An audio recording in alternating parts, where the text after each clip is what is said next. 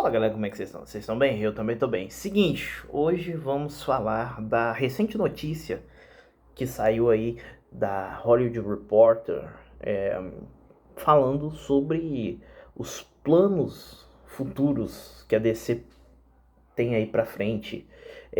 Vamos recapitular tudo o que aconteceu até agora. Bom, a Warner, o grande conglomerado da Warner, foi vendido para Discovery. E desde então, muitos e muitos projetos da DC vêm sido cortados. Alguns foram remanejados, alguns que nem estavam sendo cogitados começaram a pegar. Começaram a ser falados e depois aniquilados também. Então, o que aconteceu? Bom, com essa nova liderança, né, do David Zaslav, ele começou a penhorar e tipo, jogar no lixo um monte de ideia, um monte de coisa que ele achava necessário. E uma das prerrogativas dele para essa nova direção era achar um novo equivalente da DC ao Kevin Feige, né, lá da Disney barra Marvel. Kevin Feige é a grande mente criativa por trás do grande universo cinematográfico da Marvel, que está envolvido desde os X-Men, antes da Fox ser vendida para Disney. Mas, como alguns nomes permearam aí, o meu voto sempre foi pro Greg Berlanti. Se ele faz o que ele fez na televisão, imagina o que ele não faria com os recursos que ele poderia ter no cinema.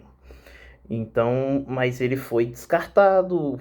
Perguntaram pro Kevin Feige também, ele acabou não aceitando, né? E acabou que meio que do nada veio dois nomes em vez de um.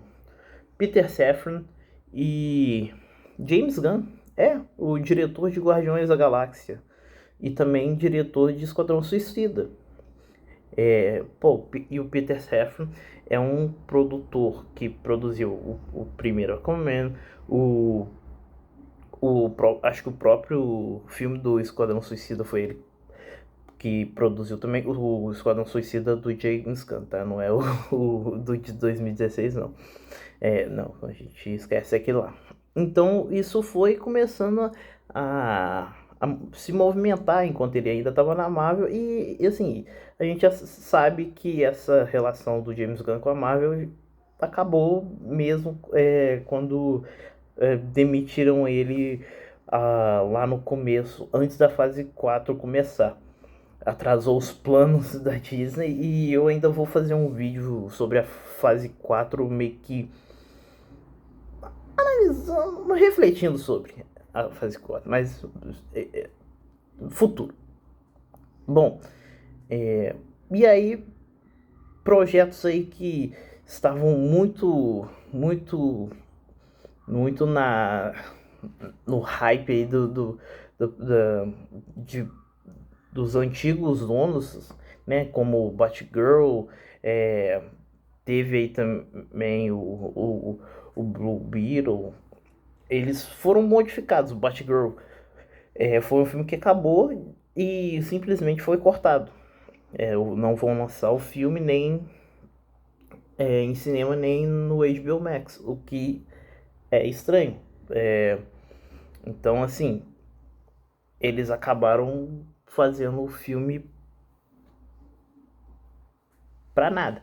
Então, a gente se especulou se o filme do Flash ia acontecer a mesma coisa, se o filme do Shazam, do Aquaman, que já estão gravados também, sofreriam o mesmo destino.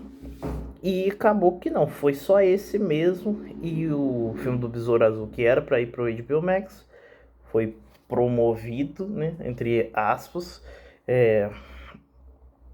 e vai ter um lançamento no cinema. E aí começou algumas outras notícias rondarem sobre os futuros projetos da DC. Confirmaram Coringa 2, continua sendo estranho. Confirmaram uma sequência de Constantine. Fiquei super feliz porque Constantine é um filme bem legal. Assim, eu sei que ele não tem muito as coisas da HQ do Hellraiser, mas Hellblazer, desculpa. Mas continua um filme bem divertido e em alguns momentos aterrorizante mesmo. É, e, e o nada também do Matt Reeves, ele tá fazendo as paradas do The Batman. Não confirmaram o segundo The Batman, mas confirmaram a série do Coringa e estão avançando nisso.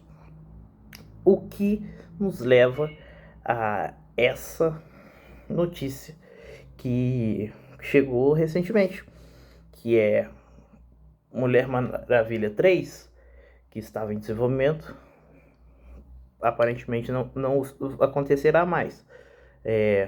O filme aí do Adão Negro não, não foi um sucesso de bilheteria. Foi um massivo flop que, infelizmente, acho que ninguém esperava, porque, primeiro, tem o The Rock, mas todo o conceito do filme, apesar de ser um filme ok,